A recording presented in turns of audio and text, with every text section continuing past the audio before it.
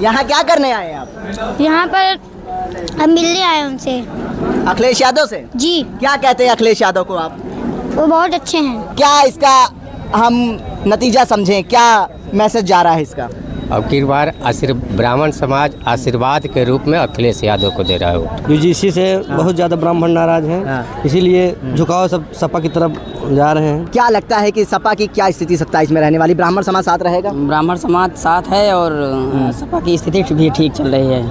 Samajwadi party कार्यालय में आज राजन त्रिवेदी के मार्फत रोहित पांडे की बड़ी ज्वाइनिंग हो रही है। रोहित पांडे 50 गाड़ियों से अपने समर्थकों के साथ आए हैं। ब्राह्मण समाज को लेके उत्तर प्रदेश में राजनीति वैसे भी गर्म थी। अब आप देख लीजिए समाजवादी पार्टी की तरफ ब्राह्मण समाज का जो रुख दिख रहा है वो कहीं ना कहीं इस बार चुनाव में काफ़ी असरदार साबित होगा।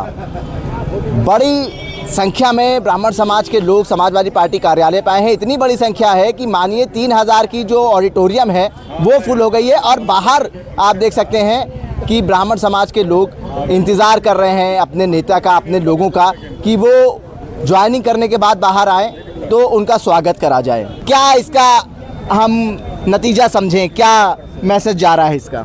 अब की बार ब्राह्मण समाज आशीर्वाद के रूप में अखिलेश यादव को दे रहा है वोट। अखिलेश यादव के साथ है। हाँ। भारतीय जनता पार्टी के तो कोर वोटर माने जाते हैं ब्राह्मण समाज के लोग, स्वर्ण समाज के लोग। वो इस समय वहाँ पर मान सम्मान नहीं है। हाँ।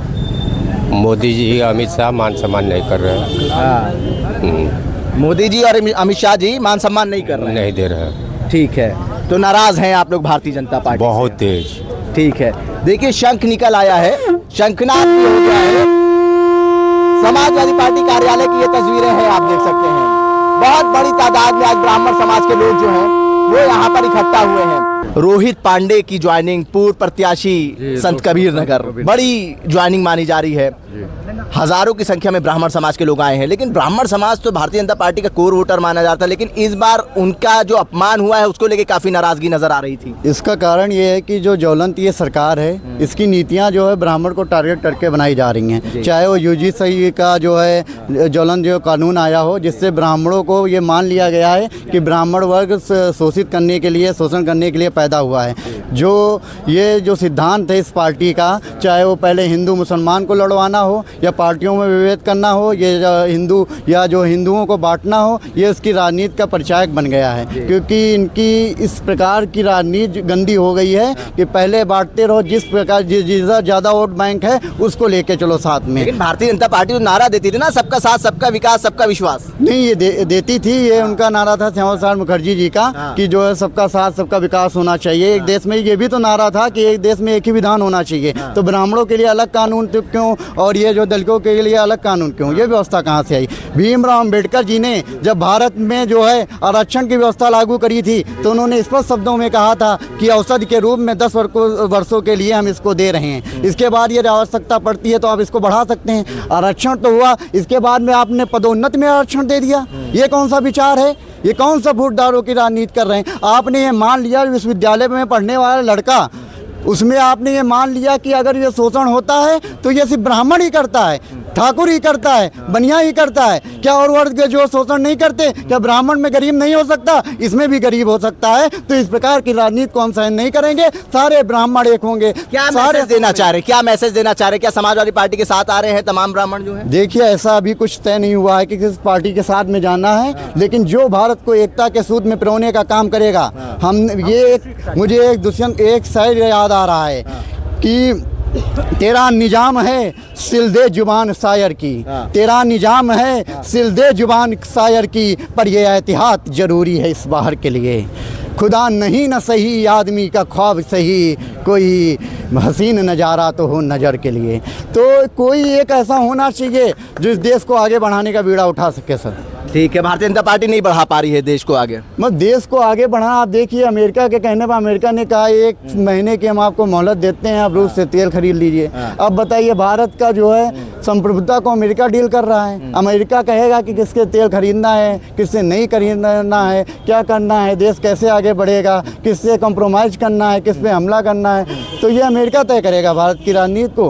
यूजीसी से बहुत ज़्यादा ब्राह्मण नाराज हैं, इसीलिए झुकाव सब सपा की तरफ जा रहे हैं और सपा की स्थिति सब इस बार बहुत अच्छी होने वाली है।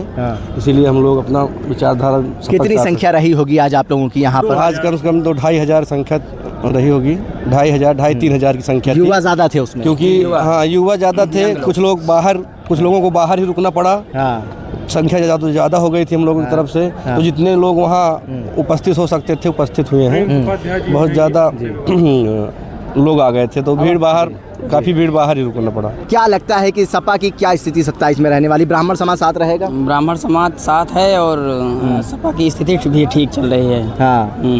और बीजेपी की सबसे मेन मुद्दा यूजीसी के कारण ब्राह्मण समाज थोड़ा बदलाव में आया है, नाराज है। इसका नतीजा उसको भुगतना पड़ेगा 27 में वो दिखेगा। ब्राह्मण समाज के तमाम जो प्रबुद्ध समाज के लोग हैं वो समाजवादी पार्टी को ज्वाइन कर रहे हैं। आप देख सकते हैं उनका विश्वास समाजवादी पार्टी में जाग रहा है। और देखिए छोटे छोटे बच्चे यहाँ पे जो बटुक हैं वो यहाँ पर आए हैं। हालांकि बस नाम पूछेंगे, उनसे कोई राजनीतिक बात नहीं करेंगे क्योंकि बहुत प्यारे छोटे छोटे बटुक हैं। और आपने देखा था कि ब्रजेश पाठक डिप्टी सीएम ने भी बटुकों को बुला के उनकी पूजा करी थी, सम्मान करा था। क्या नाम है आपका? नाम बता दीजिए। अंश। कहाँ से आए हैं? गुरुकुल से आए हैं। आपका क्या नाम है? ओजस दुबे। आप भी गुरुकुल से हैं? जी। कौन से गुरुकुल से? श्री रामानुज भागवत विद्यापीठ गुरुकुल।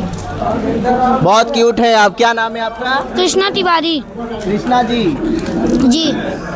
ठीक है। आप भोजन अच्छा लगा आपको? बिल्कुल अच्छा लगा जी। यहाँ क्या करने आए हैं आप? यहाँ पर हम मिलने आए उनसे, अखिलेश यादव से। जी। क्या कहते हैं अखिलेश यादव को आप? वो बहुत अच्छे हैं। जी। आप उनको कहते हैं क्या? अखिलेश यादव ही कहते हैं या अंकल कहते हैं या नेता कहते हैं, क्या कहते हैं? नहीं, अखिलेश यादव ठीक है। अखिलेश यादव कहते हैं। कैसे लगते हैं अखिलेश यादव आपको? ठीक लगते हैं जी। कैसे नेता हैं वो? अच्छे नेता है मतलब बच्चों के बीच में काफी लोकप्रिय हैं वो भी। जी। आप जानते हैं अखिलेश यादव को, काफी लोकप्रिय हैं वो। जी। मतलब बच्चे भी पसंद करते हैं जी। ठीक है। देखिए छोटे छोटे बटुक यहाँ पर आए हुए हैं। क्या नाम है आपका? सुमित शुक्ला। यहाँ क्या करने आए हैं आप? पढ़ाई करने आए। यहाँ समाजवादी पार्टी कार्यालय क्या करने आए हैं? घूमने आए। घूमने? किससे मिलने आए थे? अखिलेश यादव से। कौन है अखिलेश यादव? नेता हैं। क्या नाम है बेटा आपका? मेरा नाम जिगर मिश्रा है। क्या करने आए थे यहाँ पर आप? यहाँ पे मिलने आए थे। किससे मिलने आए थे? अखिलेश यादव से।